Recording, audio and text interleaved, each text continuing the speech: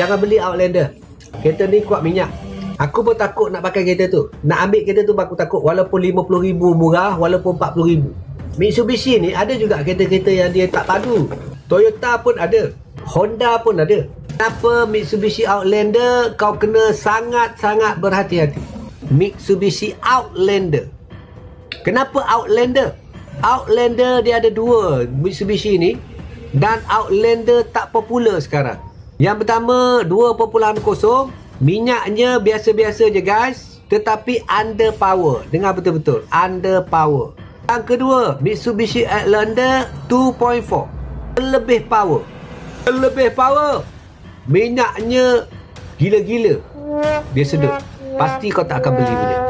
2.0 senang, kalau kau beli kereta tu senang nak jual balik sebab 2.0. 2.4 mampu kerah kan. Tak ada value untuk menjadi janda. Apabila Mitsubishi Outlander menjadi janda, 2.4 tidak ada value. Mitsubishi punya trend untuk Outlander dan 2.4 dengan 2.0.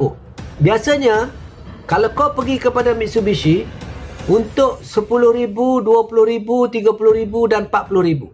Sampainya untuk 40,000 dia suruh tukar macam-macam. Sehingganya servis tu dia boleh dikatakan major servis. Dan kau akan dihenyak sampai lunyai. Maknanya kau akan repair sampai 3,000, 2,000. Maka apabila sampai 3,000, 2,000 lebih, kau tak akan buat punya. Apabila kau tak buat, kau akan void warranty. Kau kena follow dia punya schedule. Tetapi kalau kau buat, kena bayar mahal. Astaghfirullahaladzim. Ada kena tukar tu lah, tukar ni, tukar. Dia terlalu manja. Jadi kereta ni membuatkan pasarannya goyeh-goyeh. Henyak sampai lunyai. Goyeh. Jadi apabila nak jual balik, ramai akan tengok report bagaimana schedule dia pergi. Mitsubishi sendiri pun tak confident dengan kereta dia. Kenapa dalam masalah 30,000 ataupun 40,000 kau nak suruh buat major service, yang mana major service tu kau tak repair, kau tukar je barang tu, lepas tu kau charge customer sampai 3,000.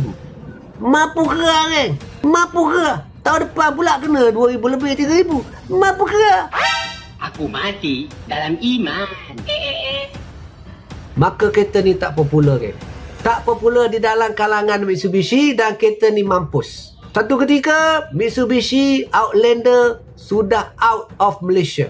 Barang nak cari kat mana? Repair yang mana dah beli nak cari kat mana? Bahana yang berlaku